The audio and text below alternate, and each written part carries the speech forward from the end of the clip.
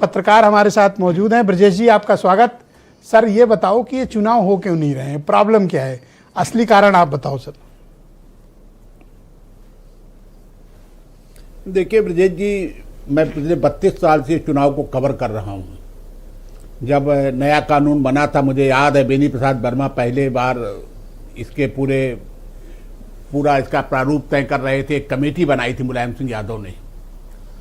मैंने एक बार भी ऐसा नहीं देखा कि सरकारें चुनाव पता नहीं क्यों टालने के लिए करती है। मामला कोर्ट में एक बार भी ऐसा नहीं हुआ कि मामला कोर्ट में न गया हो, हर बार कोर्ट में जाता है।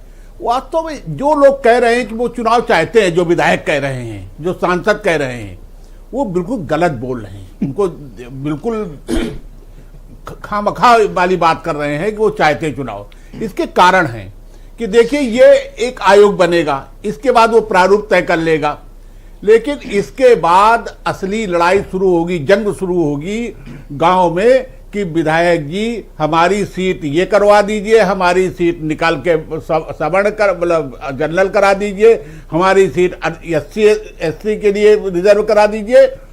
तो इतनी लड़ाई होती है और इतनी इसमें होती है कि विधायक इससे बचना चाहता है कि साहब ये क्या है। और यही नहीं, एक बात और है, इसलिए भी और ये बचना चाहती हैं सरकारें कि उनके हर गांव में, यहां तक अब BDC भी आ गया है, वहां पर उन्हीं के कार्यकर्ता आपस में लड़ लेते हैं। इसीलिए सोचते हैं कि साहब विधानसभा चुनाव के बाद हो तो ज्यादा अच्छा है। और मैंने देखा एक बार भी कोई, हमको आज दावे से मैं कह रहा हूं, कोई कह दे एक बार भी परसीमन का सही वो किया गया हो, अनुपालन किया गया हो।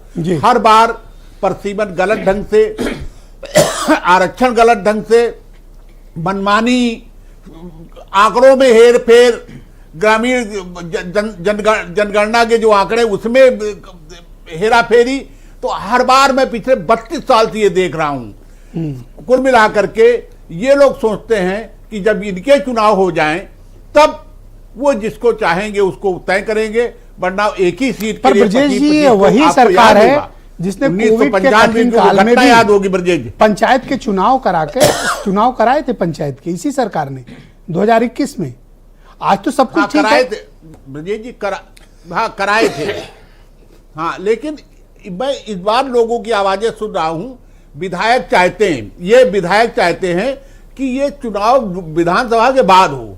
वो नहीं चाहते कि उनके ही कार्यकर्ता आपस में एक दूसरे के खिलाफ खड़े हो जाएं या एक दूसरे के खिलाफ लड़ने लगे, या कार्यकर्ता ही आकर के कोई कहे कि साहब इसको अनुसूचित में डलवा दीजिए, कोई कहे साहब इसको जनरल करा दीजिए। विधायक जी मेरी मान जाइए। पर ब्रजेश जी, ये बताइए कि जिस दिन 26 तारीख को कार्यकाल खत्म होगा और प्रशासक बैठ जाएगा, तो प्रधान जी BDC और जिला पंचायत करेंगे क्या? फिर ये विधायकों पे नाराज नहीं होंगे कि हमारा चुनाव क्यों नहीं करा रहे हो? नहीं,